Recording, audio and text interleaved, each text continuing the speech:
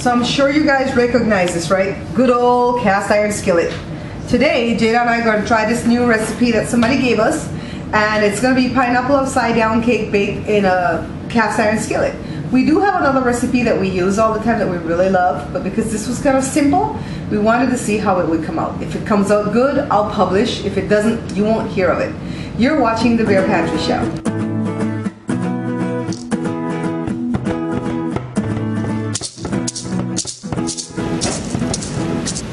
So today, Jada and I are going to try a pineapple upside down cake. So we're making some shrimp with onion and tomato and white rice for dinner, and we want to have some dessert to go with it because it's the weekend and that's the only time we eat the dessert. And so this is the first time we're trying the pineapple upside down cake totally from scratch. We've done it before where we use box cakes. So we're going to start with 2/3 cup of brown sugar. No, that's 3/4, and 2/3 cup of butter. That's for the pineapple part of it. We have some baking powder. I'm going to tell you how much that is. Some salt, eggs, all-purpose flour, and as I make it, I'm going to say how much it is, and we're going to get some milk. And we're going to use our cast iron skillet. So I move that shrimp off my stove. Put our cast iron skillet on the fire. See, I forgot to tell you, we're going to use Dole pineapple slices from the can, and it's in its juices. And we should have some maraschino cherries, but we don't have any, and I didn't want to just go out to get that because I always tell you guys, Bear Pantry Show means use what you have. So here I've cracked the eggs, and now we're going to use the brown sugar, and it's 3/4 cup, and the 2/3 cups of butter. We're going to put it in the skillet, and we're going to turn it into a caramel, and then we're going to add the pineapple. So let's start. So here's Jada dumping the butter in the pan. So she had this brilliant idea to let us make this pineapple upside down cake, right? And then she runs and disappears on me. I'm like, no, you gotta come in here and help. So let's cross our fingers and hope this comes out good. Okay, so go ahead and add the brown sugar. So isn't that nice light colored brown sugar? And that's 3/4 cups. We're going to stir it in this pot, let it caramelize. So what are we doing to it, Jada? Making it caramelized. Jada's using her little British accent. Everything sounds better in British. Yeah, I believe you. So we're just going to let that caramelize and bubble, cook down in a sense before we put the pineapple in it. And we're going to lay the pineapple slices in the bottom of the pan, and we're also going to cut them in half and lay them on the side of the pan. We're going to be doing stuff with this. Oh, look how beautiful that is. Jada pulled it off the fire just now because it was getting too much.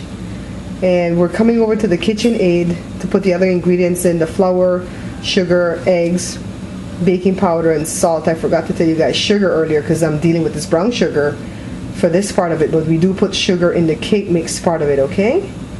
So let's go over to the KitchenAid. Here's 1 cup of all-purpose flour, 2/3 cup of white sugar, and we're going to add the baking powder,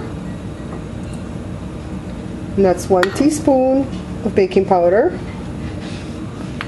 And then this time we're putting the salt. Usually when recipes call for salt, I don't put it, but this is the first time we're doing this cake from scratch, so we want to kind of put everything it says to put. So it's a 1/2 teaspoon of salt. And then we're going to put 2 eggs. And then it's asking for 4 ounces of milk.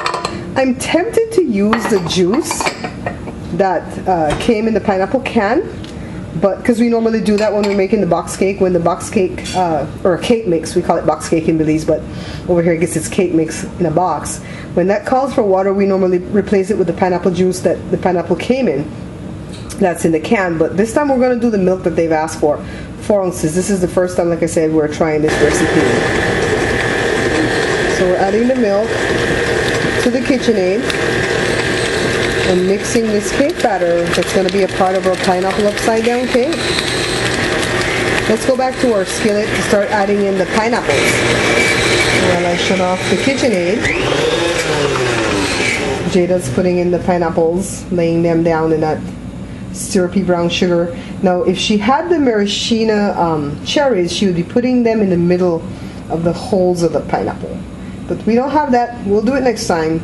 I think secretly I didn't want to put those because I can't stand cherries. I don't like the smell. We're going to put those on the side of the pan, Mama. What? The edge of the pan to stand up. The halves. So let's see how this recipe is. It hot? Let me get something for it to help you out. Hold on. So we're not having very much luck with this standing up here. I'm almost thinking we should have cooked this down a little bit more, but what do we know? We're trying this for the first time, right? So here's the batter that I made. It's kind of thin, but we'll see. And I've had the oven preheated on 350 degrees Fahrenheit.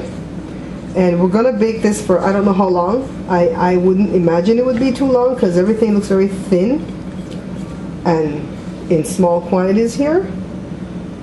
So let's see how this cake comes out. If it comes out good, I'll be happy.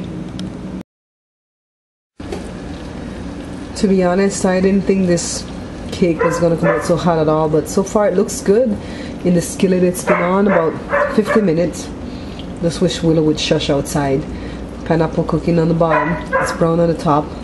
I'm gonna test it right now with a skewer or a toothpick to see if it's done. And as my mother would say, here's our finished product. It fell out pretty easily, and it looks really good. It smells good.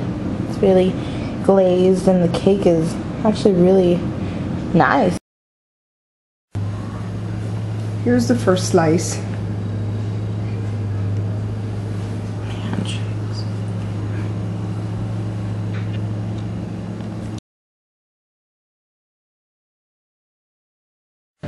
So I saw a video, I saw that Miss Jada came in here and dumped out my pineapple upside down cake when I was messing around in the front yard.